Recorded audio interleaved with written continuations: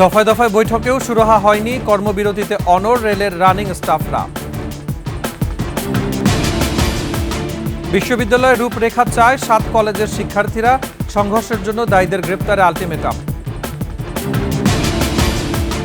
মহার্ঘ ভাতার বিষয়ে সিদ্ধান্ত নেয়নি সরকার, দেওয়ার কথা কে বলেছিল, প্রশ্ন উপদেষ্টার।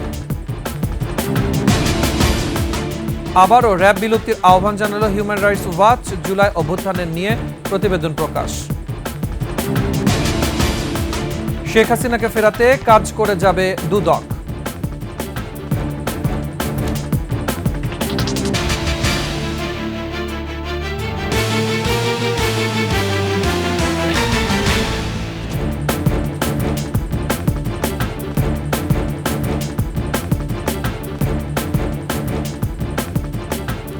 শুনছিলেন সংবাদ শিরোনাম। আমন্ত্রণ রাতের 21-এর সংবাদের, সাথে আছি মুজাহিদুল ইসলাম।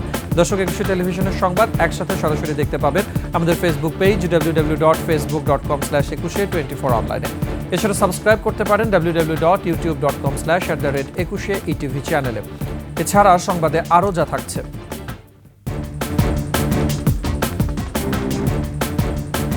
সামাজিক বনায়নের গাছ কাটতে নির্দিষ্ট কর্তৃপক্ষের অনুমতি লাগবে, বিধিমালা পরিবর্তনে হাইকোর্টের নির্দেশ।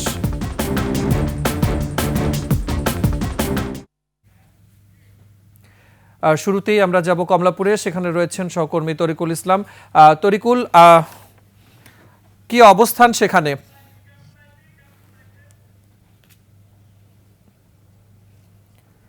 তরিকুল, আপনি কমলাপুরে আছেন। এখানে আমরা যতটুকু জানি যে রাতে কিন্তু 11টার পরে কয়েকটি ট্রেন থাকে, যাত্রীদের ভোগান্তির কি অবস্থা, এবং সেখানে যে দফায় দফায় মিটিং হয়েছে সুরাহা হয়নি, কি বলছেন কর্তৃপক্ষ সেখানে?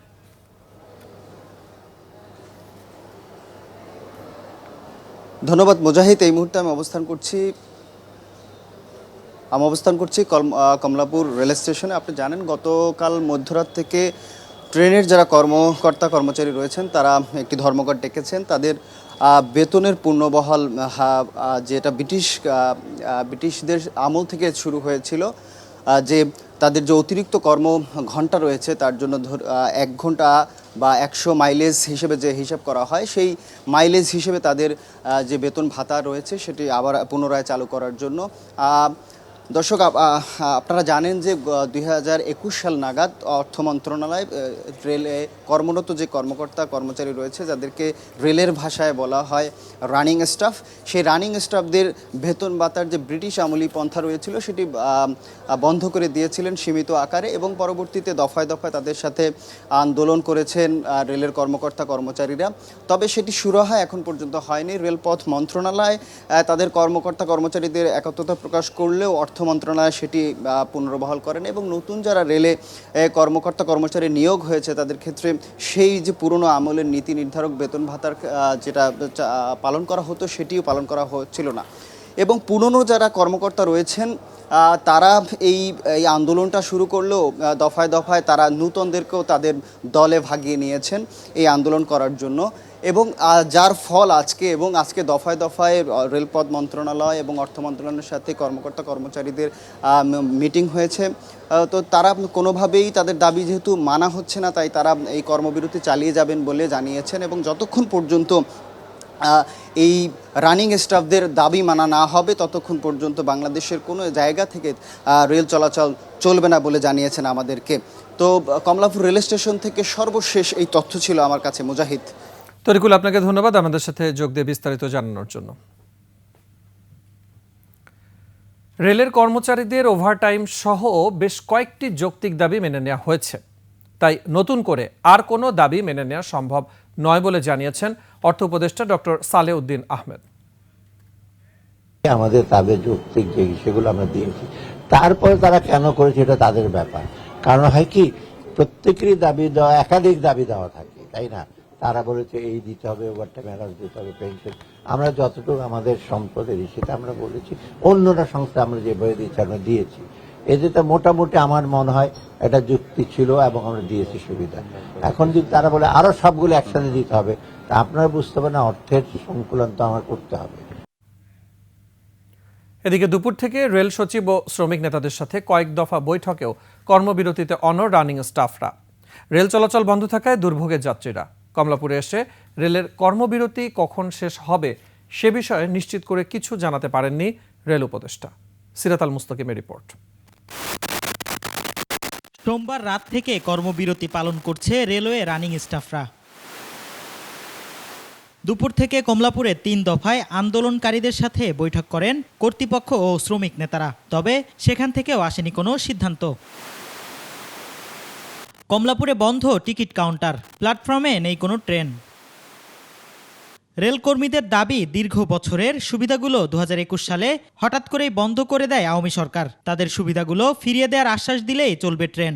21 সালের যে প্রজ্ঞাপনটা ওটা স্থগিত না, ওটা বাতিল চাচ্ছি। আর দ্বিতীয় কথা হলো 22 সালে যে নিয়োগ হয়েছে তারা আমাদের মতো সমহারে সবকিছু সুযোগ সুবিধা পাবে, এটাই আমাদের মূল দাবি। আমাদের কোনো দাবি নয়। আমরা 160 বছর ধরে যে মাইলেজ সুবিধাটা আমাদের এই পেশায় পেয়ে আসছি, সেই সুবিধাটা বলবৎ থাকে, এটাই আমাদের দাবি। এমন পরিস্থিতিতে কমলাপুর রেলওয়ে স্টেশন পরিদর্শনে যান রেল উপদেষ্টা। কোনো স্পষ্ট বার্তা না দিয়েই জানালেন আন্দোলনকারীদের সঙ্গে চলছে আলোচনা। দুঃখজনক যে এতগুলো যাত্রীকে জিম্মি করে এই ধরনের একটা কর্মসূচি দেওয়া, এখানে তো কে সাফার করতেছে সাধারণ মানুষ। লোকোমাস্টার, সহকারী লোকোমাস্টার, সাব লোকোমাস্টার, গার্ড এবং টিটিইরা হলেন রেলের রানিং স্টাফ, যারা ট্রেন চালানোর সঙ্গে সরাসরি জড়িত। সারা দেশে রেলওয়েতে কাজ করছেন 17,000-এর বেশি রানিং স্টাফ। সিরাত আল মুস্তাকিম, 21 টেলিভিশন, ঢাকা। এদিকে ভোলায় বাস সিএনজি শ্রমিকদের সংঘর্ষে 30 জন আহত হয়েছে। আগুন দেওয়া হয় অন্তত 10টি বাস এবং সিএনজিতে।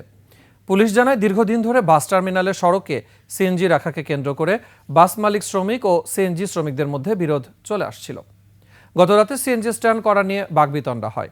আজ রাতে সংঘর্ষে জড়িয়ে পড়ে দুই পক্ষ। আগুন দেওয়া হয় অন্তত 10টি যানবাহনে। সংঘর্ষে আহত কয়েকজনকে হাসপাতালে ভর্তি করা হয়েছে। পরিস্থিতি নিয়ন্ত্রণে পর্যাপ্ত আইনশৃঙ্খলা বাহিনী মোতায়েন করা হয়েছে। সংঘর্ষের পর থেকে বাস ও সিএনজির চলাচল বন্ধ রয়েছে।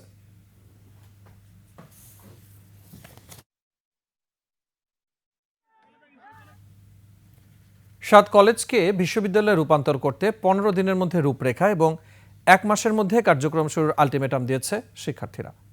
24 ঘন্টার মধ্যে সংঘর্ষে জড়িতদের গ্রেফতারের দাবিও জানিয়েছেন তারা। বিস্তারিত তানজিলা তাসনিমের রিপোর্টে। 26 জানুয়ারি অন্তর্ভুক্তি বাতিলের দাবিতে আন্দোলনে নামে 7 কলেজের শিক্ষার্থীরা। আহত হয় বেশ কয়েকজন।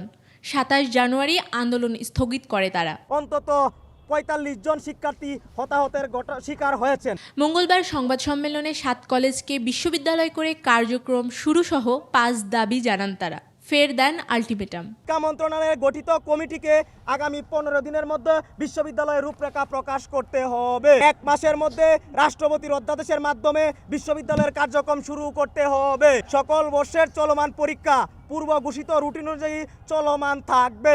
এর আগে সচিবালয়ে তথ্য উপদেষ্টা নাহিদ ইসলাম, প্রধান উপদেষ্টার বিশেষ সহকারী খোদা বক্স চৌধুরী এবং 7 কলেজের কয়েকজন প্রতিনিধির সঙ্গে বৈঠক হয়।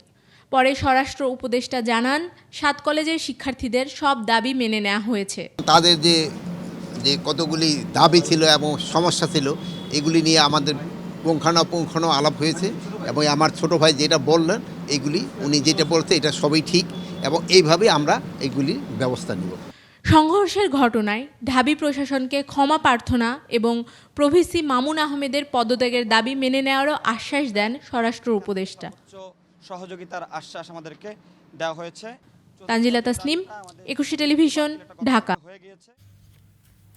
তবে শিক্ষা উপদেষ্টা ওয়াহিদউদ্দিন মাহমুদ বলেছেন, 7 কলেজের অধিভুক্তি বাতিল সম্পর্কে কিছু জানেন না তিনি। পরবর্তীতে এই কলেজগুলোর কি হবে সে সম্পর্কেও তার ধারণা নেই।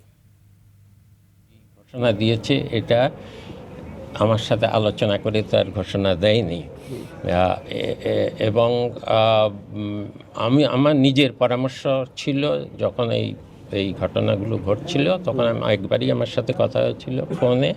আমি আরেকটা মিটিং থেকে বেরিয়ে গিয়ে শুধু বলেছিলাম যে ওই কলেজগুলোর শিক্ষার্থীরা তাদের ভর্তির বিষয়ে, পরীক্ষার বিষয়ে যতগুলো অসুবিধা আছে, যতদূর সম্ভব সেগুলো যেন নিরসন করা।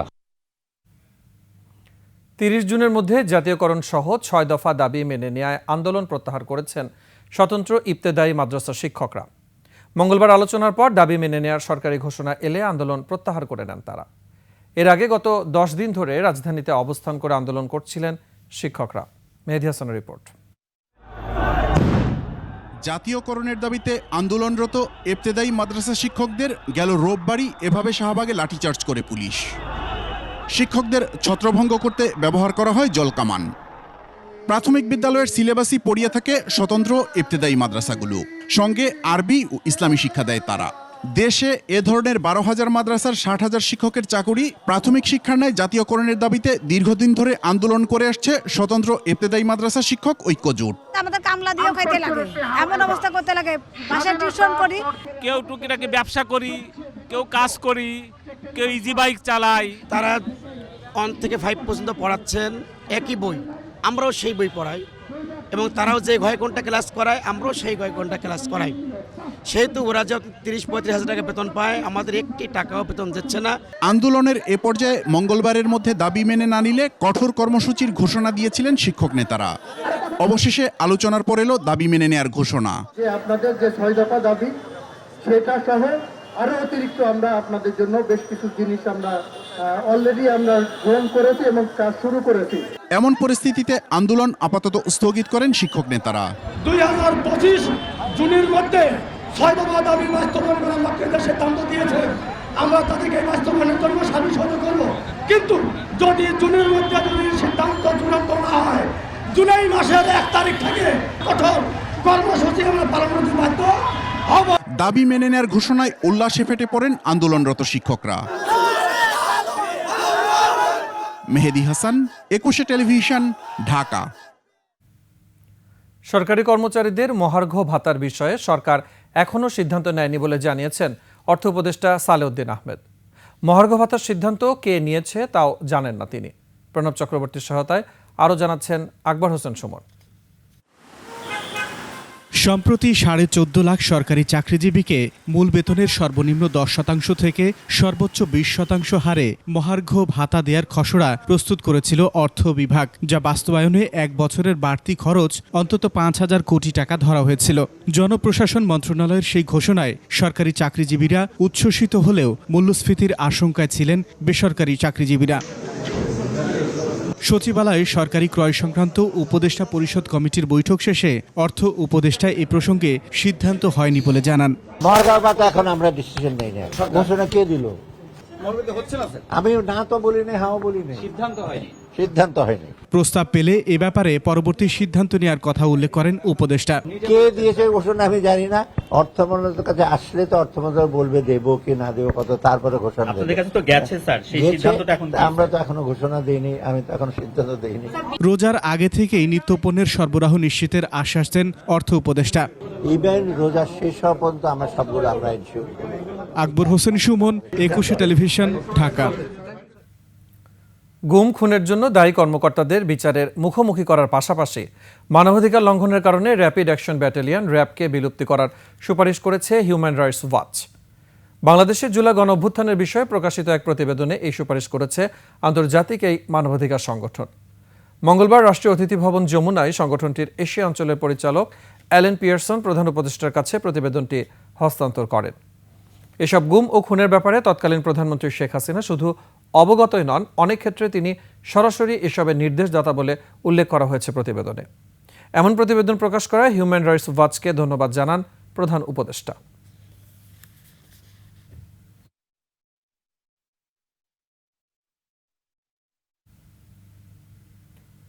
এদিকে বিচার বহির্ভূত হত্যা, নির্যাতন এবং গুমের ঘটনায় অভিযুক্ত পুলিশের বিশেষায়িত ইউনিট র্যাব সংস্কার সম্ভব নয়। বিলুপ্তি একমাত্র পথ বলে মত দিয়েছে নিউ ইয়র্ক ভিত্তিক মানবাধিকার সংগঠন হিউম্যান রাইটস ওয়াচ। র্যাব বিলুপ্তির পাশাপাশি আইনশৃঙ্খলা বাহিনীকে রাজনৈতিক প্রভাবমুক্ত করার পরামর্শ দিয়েছে সংস্থাটি। আফসানা নীলার ডেস্ক রিপোর্ট। বাংলাদেশের সংস্কার নিয়ে মঙ্গলবার প্রকাশিত হয় নিউ ইয়র্ক ভিত্তিক মানবাধিকার সংগঠন হিউম্যান রাইটস ওয়াচের প্রতিবেদন after the monsoon revolution, a roadmap to lasting security sector reform in Bangladesh. 50 পৃষ্ঠার প্রতিবেদনে আইনশৃঙ্খলা বাহিনী, গণগ্রেপ্তার, নজরদারি, আন্তর্জাতিক অপরাধ ট্রাইব্যুনাল সহ নানা বিষয় উঠে আসে। প্রতিবেদনে বলা হয় 2004 সালে গঠিত র্যাবের বিরুদ্ধে গুম, হত্যা ও ক্রসফায়ারের অভিযোগ দীর্ঘদিনের। র্যাব প্রধান AK শহীদুর রহমানও গোপন বন্দিশালার কথা স্বীকার করেছেন এবং বলেছেন অন্তর্বর্তী সরকার ইউনিটটি বিলুপ্তি করে দিতে চাইলে র্যাব তা মেনে নেবে। HRWর মতে র্যাব বিলুপ্তির পর যাতে সদস্যরা অন্য ইউনিটে গিয়ে অপকর্ম না করতে পারে সেজন্য তাদের মানবাধিকার বিষয়ে প্রশিক্ষণ দিতে হবে। প্রতিবেদনে উল্লেখ করা হয় শেখ হাসিনা শাসনামলে নিরাপত্তা বাহিনীগুলো ব্যাপক রাজনৈতিক প্রভাবের শিকার হয়। এ বিষয়ে HRWর এশিয়া বিভাগের পরিচালক ইলেইন পিয়ার্স বলেন, রাজনৈতিক প্রভাবমুক্ত একটি নিরাপত্তা কাঠামো তৈরি বর্তমান অন্তর্বর্তী সরকারের জন্য বড় চ্যালেঞ্জ। আর হিউম্যান রাইটস ওয়াচের জ্যেষ্ঠ গবেষক জুলিয়া ব্লেকনারের মতে যে দলই ক্ষমতায় এসেছে র্যাবকে নির্যাতনের হাতিয়ার হিসেবে ব্যবহার করেছে, তাই র্যাবকে সংস্কার করা সম্ভব নয়, বিলুপ্তি একমাত্র পথ। সংস্কারগুলো দীর্ঘমেয়াদে টিকিয়ে রাখতে জাতিসংঘের মানবাধিকার পরিষদের সাহায্য প্রয়োজন। দ্রুততম সময়ের মধ্যে এ সংস্কার না হলে ডক্টর মোহাম্মদ ইউনূসের নেতৃত্বাধীন বর্তমান অন্তর্বর্তীকালীন সরকারের কষ্টার্জিত অর্জন বৃথা যাবে বলেও মনে করে সংস্থাটি। প্রতিবেদনে গণগ্রেপ্তার ও অজ্ঞাতনামা মামলা বন্ধে নিষেধাজ্ঞা দেওয়ার পরামর্শ দেওয়া হয়েছে। সমালোচনা করা হয়েছে আন্তর্জাতিক অপরাধ ট্রাইব্যুনালের। বিচার বিভাগ এবং অন্যান্য প্রতিষ্ঠানগুলোকে রাজনৈতিক প্রভাবমুক্ত করার তাগিদ দেওয়া হয়েছে। একই সঙ্গে নাগরিক সমাজের ওপর নজরদারি ও দমনমূলক কর্মকাণ্ড বন্ধে আহ্বান জানানো হয়েছে। আফসানা নীলা, ডেস্ক রিপোর্ট, 21 টেলিভিশন। দেশের প্রচলিত আইনেই শেখ হাসিনাকে ফেরানো সম্ভব বলে মন্তব্য করেছেন দুর্নীতি দমন কমিশনের মহাপরিচালক। দুদকের ব্রিফিংয়ে একথা বলেন তিনি। এছাড়া বিগত আওয়ামী লীগ সরকারের সাবেক MP নুরুন্নবী চৌধুরী শাওনের বিরুদ্ধে দুর্নীতির অভিযোগে মামলা করেছে সংস্থাটি। ইসলামী ব্যাংকের 827 কোটি টাকা আত্মসাতের অভিযোগে মামলা হয়েছে এস আলম পরিবারের 2 সদস্য সহ 52 জনের বিরুদ্ধে। বিস্তারিত শাকের আরজুর রিপোর্টে। ফ্যাসিবাদের তকমা নিয়ে ছাত্র জনতার অভ্যুত্থানের মুখে গেল বছরের 5 আগস্ট দেশ ছেড়ে পালিয়ে ভারতে আশ্রয় নেয় সাবেক প্রধানমন্ত্রী শেখ হাসিনা। পরে অন্তর্বর্তী সরকার গঠনের পর গত 15 বছরের শেখ হাসিনার দুর্নীতি ও অপকর্মের চিত্রগুলো একে একে বেরিয়ে আসতে থাকে। দুর্নীতির অভিযোগে সাবেক এই প্রধানমন্ত্রীর বিরুদ্ধে এরই মধ্যে 6টি মামলা করেছে দুদক। অনুসন্ধান চলছে একাধিক মেগা প্রকল্পে দুর্নীতির বিষয়েও। এমন অবস্থায় মঙ্গলবার দুদকের ব্রিফিংয়ে শেখ হাসিনাকে দেশে ফিরিয়ে আনতে দুদক কাজ করছে বলে জানান সংস্থাটির মহাপরিচালক। সরকার এবং বিভিন্ন আইন প্রয়োগকারী সংস্থা সহ দুর্নীতি দমন কমিশন এ বিষয়ে কাজ করছেন। আমাদের এই সংক্রান্তে গঠিত তদন্ত দল কাজ করছেন। আইন অনুযায়ী তো সম্ভব, সুতরাং আইন অনুযায়ী সবকিছুই বিবেচনা করা হবে এবং সেই ধরনেরই প্রচেষ্টা অব্যাহত আছে। আওয়ামী সরকারের সাবেক MP নুরুন্নবী চৌধুরী শাওনের বিরুদ্ধে মামলার তথ্যও জানান আক্তার হোসেন। নুরুন্নবী চৌধুরী শাওন সাবেক সংসদ সদস্য, বোলা 03 মানি লন্ডারিং সংক্রান্ত অপরাধ করায় তার বিরুদ্ধে দুর্নীতি দমন কমিশন আইন 2004, মানি লন্ডারিং প্রতিরোধ আইন 2012 এবং দুর্নীতি প্রতিরোধ আইন 1947 সংশ্লিষ্ট ধারায় আজ একটি মামলা রুজু করা হয়েছে। ইসলামী ব্যাংক খাতুনগঞ্জ শাখা থেকে ঋণ গ্রহণের নামে টাকা আত্মসাতের অভিযোগে এস আলমের ছেলে ও ভাই সহ 52 জনের বিরুদ্ধে মামলা দায়ের হয়েছে বলেও জানান দুদক মহাপরিচালক। মানি লন্ডারিং সংক্রান্ত অপরাধের প্রমাণিত হওয়ায় আহসানুল আলম, সাবেক চেয়ারম্যান ইসি কমিটি এবং পরিচালনা পর্ষদ ইসলামী ব্যাংক, মোহাম্মদ আরিফুল ইসলাম চৌধুরী, ব্যবস্থাপনা পরিচালক সেঞ্চুরি ফুড প্রোডাক্ট লিমিটেড সহ 52 জনের বিরুদ্ধে আরও একটি মামলা রুজু হয়েছে। অন্যদিকে ট্রাফিক সিগন্যাল প্রকল্পের 38 কোটি টাকা আত্মসাতের অভিযোগে সকালে ঢাকা দক্ষিণ সিটি কর্পোরেশন ভবনে অভিযান চালায় দুর্নীতি দমন কমিশন। শাকের আরজু, 21 টেলিভিশন, ঢাকা। রাতের 21 সংবাদের সময় হচ্ছে একটা বিরতির। ফিরে আসার পরে অন্যান্য খবরের সাথে আরও যা থাকছে। জনগণ থেকে দূরে সরে গেলে পরিণতি হবে 5 আগস্টের মতো, বললেন তারেক রহমান।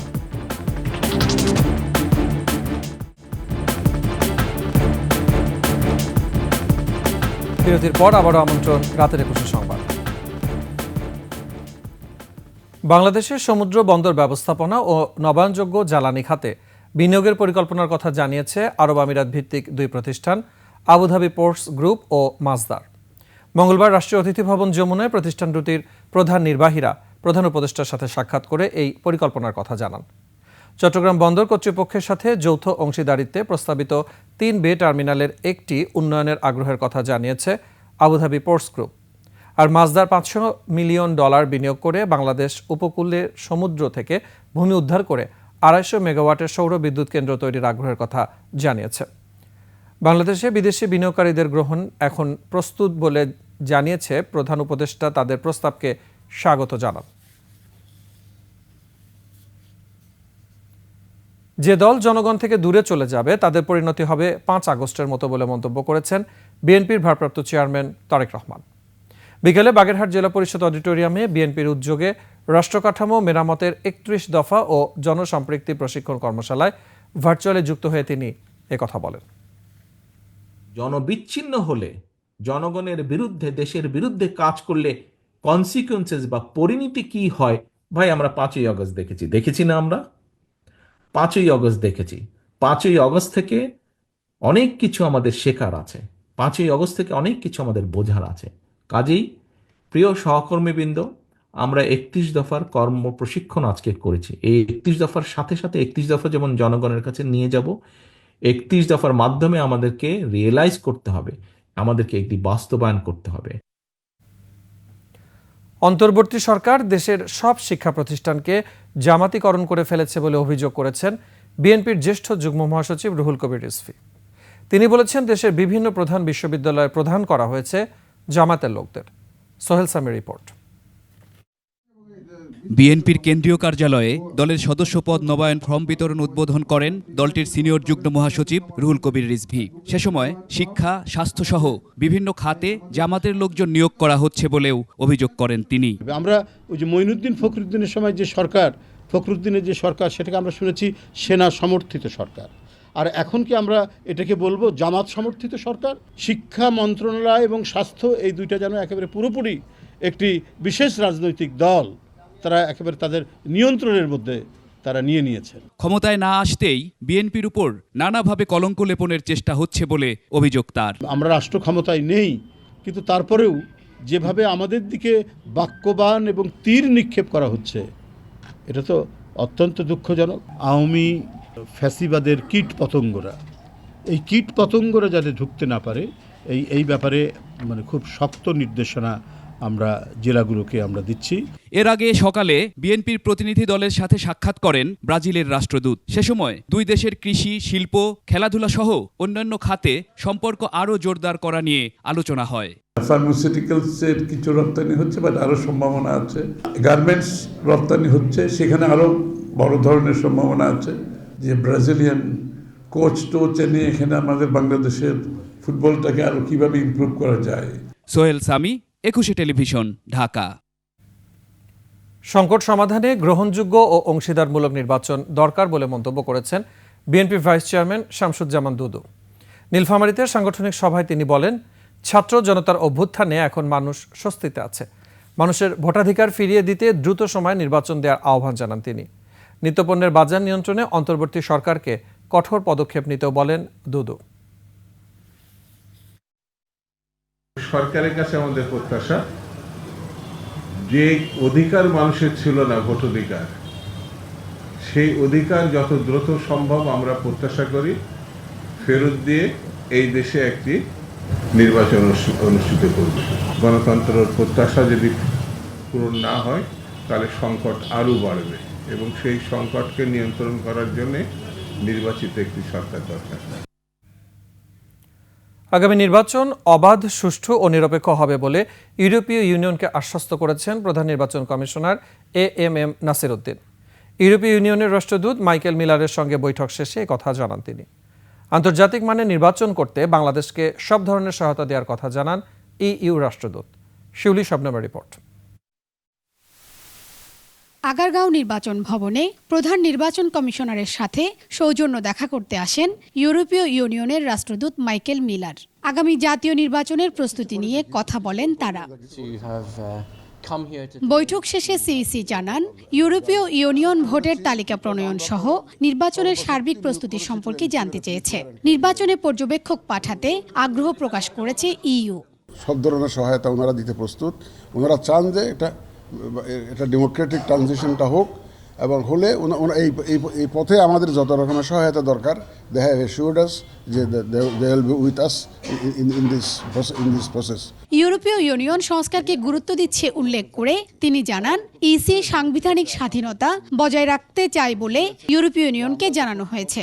ইসির স্বাধীনতা কম্প্রোমাইজড হোক এটা আমরা চাই না, এই কথাটা ওনাদেরকে আমরা জানিয়েছি, তারা অ্যাপ্রিসিয়েট করছে, বলে যে আমরা বিশ্বাস করি ইসি শুড বি ইন্ডিপেন্ডেন্ট। গ্রহণযোগ্য আন্তর্জাতিক মানের নির্বাচন করতে সব ধরনের সহায়তা দেবে EU. And I have come with a message of support for the reform ambitions of the interim government, for the holding of elections in a transparent manner in line with international standards, and also to ask the Chief Election Commissioner what the European Union can do to support him. দুপুরে অতিরিক্ত সচিবের সঙ্গে দেখা করতে আসেন ইউরোপীয় ইউনিয়নের 2 জন গণতন্ত্র বিশেষজ্ঞ। শিউলি শবনম, 21 টেলিভিশন, ঢাকা। জুলাই অভ্যুত্থানে আহত 36 জনকে দেয়া হলো নতুন ভোটার কার্ড। জাতীয় চক্ষু বিজ্ঞান ইনস্টিটিউটে চিকিৎসাধীন ছাত্র জনতার হাতে আনুষ্ঠানিকভাবে কার্ড বিতরণ করে নির্বাচন কমিশন। এর মাধ্যমে তাদের উন্নত চিকিৎসার জন্য পাসপোর্ট করা, বিদেশ যাওয়া সহ বিভিন্ন সেবা পাওয়া সহজ হবে। শিউলি শবনমের আরও একটি রিপোর্ট। জুলাই আন্দোলনে আহত অনেকেরই ছিল না জাতীয় পরিচয়পত্র কিংবা স্মার্ট কার্ড। বিষয়টি গুরুত্বের সাথে নিয়ে তথ্য সংগ্রহ করার 1 সপ্তাহের মধ্যে তাদের জন্য নতুন কার্ড তৈরি করে নির্বাচন কমিশন। প্রথম ধাপে জাতীয় চক্ষু বিজ্ঞান ইনস্টিটিউটে চিকিৎসাধীন 36 জনের হাতে কার্ড পৌঁছে দেয় ইসি। পরে প্রতিটি শয্যায় গিয়ে আহতদের কাছে ভোটার কার্ড তুলে দেয় হাসপাতাল কর্তৃপক্ষ। দ্রুত সময়ে এই সেবা পেয়ে সন্তুষ্ট আহতরা। আউটসাইডে যদি আমি এই স্মার্ট কার্ডটা করতে যাই অনেক ভোগান্তিতে পড়তে হয়। 1 সপ্তাহের মধ্যে আমি স্মার্ট কার্ডটা পাই, তার কারণে আমি ভীষণ খুশি। জুলাই অভ্যুত্থানে আহতদের প্রতি সম্মান জানাতেই দ্রুত সময়ে জাতীয় পরিচয়পত্র তৈরি করে পৌঁছে দেওয়ার উদ্যোগ নিয়েছে ইসি। এদেরকে আমাদের অফিসে না গিয়ে আমরা এখানে আসি, সেটা কি একটা সৌজন্য এবং তাদের প্রতি একটা সম্মানবোধ এবং শ্রদ্ধাবোধের নিদর্শন এটা থাকে, এটাই হচ্ছে আমাদের কমিটমেন্ট। 1 সপ্তাহের মধ্যে অন্যান্য হাসপাতালে চিকিৎসাধীনদের কাছেও এই সেবা পৌঁছে দেওয়া হবে। তাদের হাতের 10 আঙ্গুলের ছাপ ছিল না বা তাদের চোখে ওই আইরিশ ছিল না, ওইগুলো আমরা সব নিয়েছি। এখন এদের এই তথ্যগুলো আপডেটেড, ওদের তো বাইরে যেতে হচ্ছে, ওদের পাসপোর্ট করতে হচ্ছে, এখন আর ওদেরকে এনআইডির জন্য অপেক্ষা করতে হবে না। এতে চিকিৎসা সংক্রান্ত কাজে আহতদের বিদেশ যাওয়া, সরকারি অনুদান পাওয়া সহ নানান বিষয়ে সেবা গ্রহণ সহজ হবে। পাসপোর্ট তৈরি করা এবং জুলাই ফাউন্ডেশনে তাদের তথ্য প্রদান করা এবং সরকার যে তাদেরকে বিভিন্নভাবে সম্মানী প্রদান করতেছে, এই সমস্ত ক্ষেত্রে আসলে বিভিন্ন প্রতিবন্ধকতা বা তারা একটু সমস্যার সম্মুখীন হচ্ছিল। 1 তারিখে 2 তারিখে সিঙ্গাপুর থেকে একটা বিশেষ টিম আসতেছেন 5 জন চিকিৎসকের। ওই চিকিৎসকরা ওদেরকে দেখবে, তারাও যদি মনে করে যে সিঙ্গাপুরে কোনো রোগীকে নিয়ে যাওয়ার প্রয়োজন আছে, ওনারা যদি রিকমেন্ড করেন আমরা অ্যাকর্ডিংলি আমরা সিঙ্গাপুরে পাঠানোর ব্যবস্থা করব। এর আগে হাসপাতাল থেকে আহতদের তথ্য ও বায়োমেট্রিক সংগ্রহ করে ইসি। শিউলি শবনম, 21 টেলিভিশন, ঢাকা। জ্বালানি অর্থনীতিতে সহযোগিতার মাধ্যমে বাংলাদেশ সৌদি সম্পর্ক আরও মজবুত হবে বলে আশা করেছেন পররাষ্ট্র উপদেষ্টা তৌহিদ হোসেন। জনশক্তি রফতানি ও আর্থসামাজিক উন্নয়নে পারস্পরিক সহযোগিতা বজায় রাখার আশ্বাস দিয়েছেন বাংলাদেশে নিযুক্ত সৌদি রাষ্ট্রদূত। আরও জানাচ্ছেন আকবর হোসেন সুমন। দ্বিপক্ষীয় সম্পর্কের ব্যাপ্তি ও বিনিয়োগ বাড়ানো সহ জনশক্তি রপ্তানিতে অবদান রাখায় বাংলাদেশে নিযুক্ত সৌদি আরবের রাষ্ট্রদূত ইসা ইউসুফ ইসা আল দুহাইলান পেয়েছেন Bangladesh diplomatic excellence medal. Foreign service একাডেমিতে এই সম্মাননা তুলে দেন পররাষ্ট্র উপদেষ্টা তৌহিদ হোসেন। 2020 সালে রাষ্ট্রদূতের দায়িত্ব গ্রহণের 5 বছর মেয়াদে শুধু সৌদি আরবেই প্রায় 14 লাখ কর্মীর কর্মসংস্থান হয়েছে। সৌদি ভিসা প্রক্রিয়া সহজ করা সহ পারস্পরিক স্বার্থ সংশ্লিষ্ট বিষয়ে বিশেষ অবদান রেখেছেন দুহাইলান। বাংলাদেশে দায়িত্ব পালনের গোধূলি লগ্নে বন্ধু হয়েই পাশে থাকার আশ্বাস দেন সৌদি রাষ্ট্রদূত। I firmly believe that our relationship is multifaceted, extending far beyond Hajj, Umrah, or manpower. It encompasses trade, investment, culture, sports, tourism, and every other aspect of cooperation that strengthen our bonds. নবায়নযোগ্য জ্বালানি ও অর্থনীতিতে পারস্পরিক সহযোগিতা 2 দেশের উন্নয়ন আরও গতিশীল করবে বলে মনে করেন পররাষ্ট্র উপদেষ্টা। Saudi Arabia's forward-looking investment in Bangladesh, spanning key areas such as infrastructure, renewable energy and finance have further solidified this bond. Together, we have pursued critical initiatives to ensure energy security and promote peace. Both nations have consistently stood united in rejecting oppression and advocating for global stability and harmony. Saudi আরবের শ্রম বাজারে বাংলাদেশি শ্রমিক এবং তাঁদের পাঠানো remittance বাংলাদেশের অর্থনৈতিক স্থিতিশীলতার বড় অংশ বলে উল্লেখ করেন উপদেষ্টা।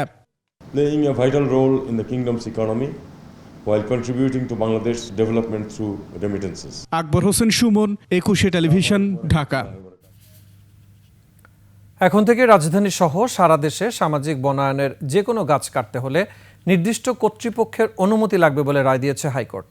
বিচারপতি ফাহমিদা কাদেরের নেতৃত্বে দ্বৈত বেঞ্চ এই রায় দেন। সারা দেশে প্রয়োজনের তুলনায় গাছ অনেক কম বলে মন্তব্য করে হাইকোর্ট।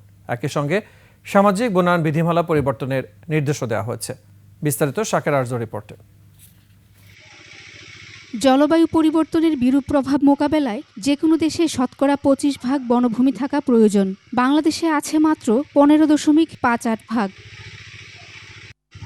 সুস্থভাবে বেঁচে থাকার জন্য ঢাকা শহরে যে পরিমাণ গাছপালা থাকা দরকার তা দিন দিন কমছে। অন্যদিকে সামাজিক বনায়ন চুক্তিতে সারা দেশে লাগানো গাছগুলো কেটে ফেলার কারণে পরিবেশের উপর বিরূপ প্রতিক্রিয়া সৃষ্টি হচ্ছে, যা বন্ধ না হলে বাংলাদেশের পরিবেশ বিপর্যয় ঘটবে ও মানুষের বেঁচে থাকার অধিকার মারাত্মকভাবে ক্ষতিগ্রস্ত হবে। এমন তথ্য যোগ করে গত 5 মে পরিবেশ রক্ষায় ঢাকাসহ সারা দেশে গাছ কাটা বন্ধের নির্দেশনা চেয়ে হাইকোর্টে রিট করা হয়। হাইকোর্ট শুনানি নিয়ে পরিবেশ রক্ষায় রাজধানীসহ সারা দেশের গাছ কাটা নিয়ন্ত্রণে কমিটি গঠন কেন নির্দেশনা দেওয়া হবে না তা জানতে চেয়ে রুল জারি করেন। মঙ্গলবার রুলের চূড়ান্ত শুনানি শেষে রায় ঘোষণা করেন হাইকোর্ট। ঢাকায় একটা 7 সদস্য বিশিষ্ট কমিটি করার জন্য 7 দিনের মধ্যে যারা ঢাকার যে কোনো গাছ কাটতে গেলে তাদের কাছে আবেদন করতে হবে। তারা যদি দেখে যে পরিবেশের কোনো ব্যত্যয় হবে না তাহলে তারা অনুমতি দিবে, তখনই কাটতে পারবে। জেলা প্রশাসক জেলা লেভেলে এরকম একটা কমিটি করবে, তারা অনুমতি দেবে ওই জেলায় গাছ কাটার ব্যাপারে। আবার উপজেলা লেভেলেও একটা কমিটি থাকবে, 7 দিনের মধ্যে কমিটিটা গঠন করবেন। উপজেলা লেভেলেও এই গাছ কাটার জন্য তারা সেইভাবে অনুমতি নিয়ে তারপরে কাটতে পারবেন। রাস্তার পাশে যারা গাছ লাগাবেন তারা অনুমতি ছাড়া গাছ কাটতে পারবেন না। গাছের সমমূল্য টাকা দেবে সরকার। যে গাছগুলো কাটা যাবে না তাদের যে অর্থ সেটা সরকার পরিশোধ করবে, কারণ সরকারের অর্থ দেওয়ার মাধ্যমে এই গাছগুলো রাখার মাধ্যমে দেশের উপকার হবে, পরিবেশ রক্ষা হবে। তবে অবশ্যই এটা গ্রামের যে সাধারণ মানুষের যে গাছ এগুলো কিন্তু আমাদের এর মধ্যে অন্তর্ভুক্ত না। আদালত রায়ে জানায় দেশে যে পরিমাণ গাছ প্রয়োজন সে পরিমাণ গাছ নেই। সামাজিক বনায়ন নীতিমালা পরিবর্তন করার আদেশ দেয় হাইকোর্ট। শাকের আরজু, 21 টেলিভিশন, ঢাকা। এস আলমের মালিকানাধীন সব ব্যাংক সহ দুর্বল ব্যাংকের গ্রাহকদের আমানত ফিরিয়ে দেওয়া হবে বলে আশ্বস্ত করেছেন বাংলাদেশ ব্যাংকের governor doctor Ahsan H Mansur. তবে এজন্য কিছুটা সময় দরকার। রাজধানীতে ক্ষুদ্র অর্থায়ন খাত নিয়ে মাইক্রো ক্রেডিট রেগুলেটরি অথরিটির কর্মশালায় এসব কথা বলেন তিনি। দারিদ্র্য দূর করতে এনজিওগুলোকে এগিয়ে আসার আহ্বান জানান গভর্নর। বিস্তারিত সঞ্জয় অধিকারের রিপোর্টে। এস আলমের লুটপাটে দুর্বল হয়ে পড়া ব্যাংকগুলো থেকে আমানত ফেরত পাওয়া নিয়ে উদ্বিগ্ন অনেকেই। তবে বাংলাদেশ ব্যাংকের গভর্নর জানালেন কিছুটা সময় লাগলেও আমানতকারীদের অর্থ ফেরত দেওয়া হবে। আমি ব্যক্তিগতভাবে 10 বছর আগে থেকে বলতেছিলাম যে এস আলমের ব্যাংকে আপনারা টাকা রাখবেন না, আপনারা রাখছেন 2% ইন্টারেস্ট বেশি দিচ্ছে, এখন ধরা খেয়ে গেছে। এখন আপনাদেরকে উদ্ধার আমরা করব, কিন্তু একটু সময় দিতে হবে। শহরের দরিদ্র মানুষের জন্য এনজিওগুলোকে এগিয়ে আসার আহ্বান জানিয়ে বাংলাদেশ ব্যাংকের গভর্নর বলেন, গ্রামের তুলনায় এখন শহরে দারিদ্র্যের হার বেশি। You need to also refocus on urban poverty, urban credit and urban housing issues. এগুলো কিন্তু মাইক্রো ক্রেডিটের মধ্যে আসতে পারে। পিছিয়ে পড়া প্রান্তিক জনগোষ্ঠীর আর্থিক সহায়তায় দেশব্যাপী কাজ করছে ক্ষুদ্র ঋণ সংস্থা। সহজ শর্তে দেয়া হচ্ছে ঋণ, খেলাপির হারও তুলনামূলক কম। যে কোনো এনজিও নতুন ইনোভেটিভ চিন্তা করবে এবং সেটা একটা ফিজিবিলিটি করবে এবং চ্যালেঞ্জগুলো আইডেন্টিফাই করা দরকার। কর্মশালায় বলা হয়, অর্থনীতিতে এই খাতের প্রভাব কতটুকু তা খতিয়ে দেখা দরকার। ঋণের অর্থের ব্যবহার নিয়েও প্রশ্ন তোলা হয়। এমএফআইগুলো কিন্তু ইনোভেশনে ফাইন্যান্স করে, স্টার্ট আপেও ফাইন্যান্স করে। সেটার ইম্প্যাক্টটা প্রোডাক্টিভ খাতে কতটুকু আমাদের এই যেগুলো হচ্ছে ব্যবহৃত হচ্ছে সেটা মনিটর করে দরকার। সঞ্জয় অধিকারী, 21 টেলিভিশন, ঢাকা। এবার আভিভা ফাইন্যান্স লিমিটেড বাণিজ্য সংবাদ।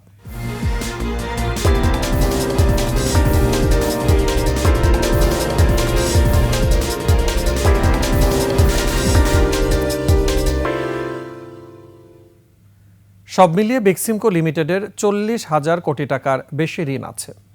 কিভাবে এই টাকা নেওয়া হয়েছে ফেব্রুয়ারির মধ্যে তা অনুসন্ধান করা হবে বলে জানিয়েছেন শ্রম উপদেষ্টা অবসরপ্রাপ্ত ব্রিগেডিয়ার জেনারেল শাখাওয়াত হোসেন।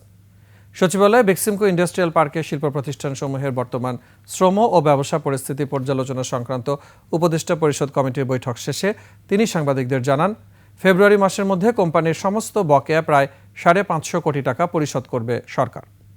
বেক্সিমকোর সব প্রতিষ্ঠান লে অফ ঘোষণা করা হবে জানিয়ে উপদেষ্টা বলেন, শেয়ার বিক্রি করে টাকার যোগান দেওয়া হবে। এই ঘটনাকে বাংলাদেশ ব্যাংকের রিজার্ভ চুরির চেয়েও বড় ঘটনা উল্লেখ করে উপদেষ্টা বলেন, কিসের ভিত্তিতে ব্যাংকগুলো এসব ঋণ দিয়েছে তা তদন্ত করে ফেব্রুয়ারির মধ্যেই আইনানুগ ব্যবস্থা নেওয়া হবে। শাইনপুকুর সিরামিক ও বেক্সিমকো ফার্মার শেয়ার বিক্রির কথাও জানান উপদেষ্টা।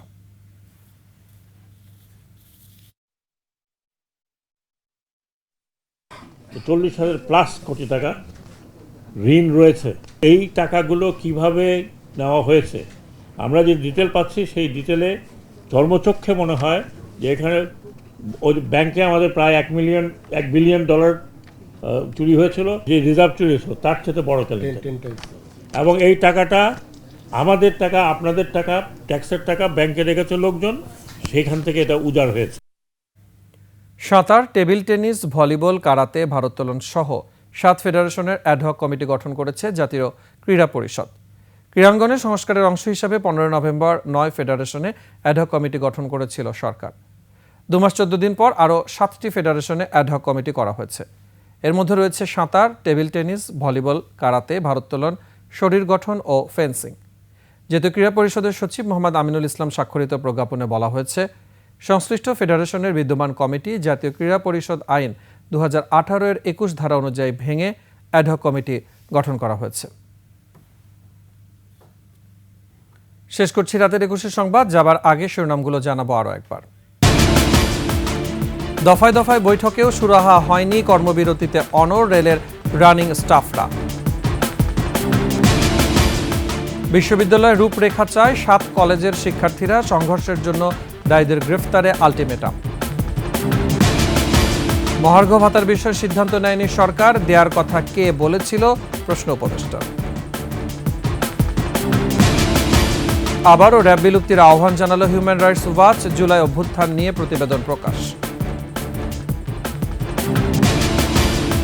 শেখ হাসিনাকে ফেরাতে কাজ করে যাবে দুদক।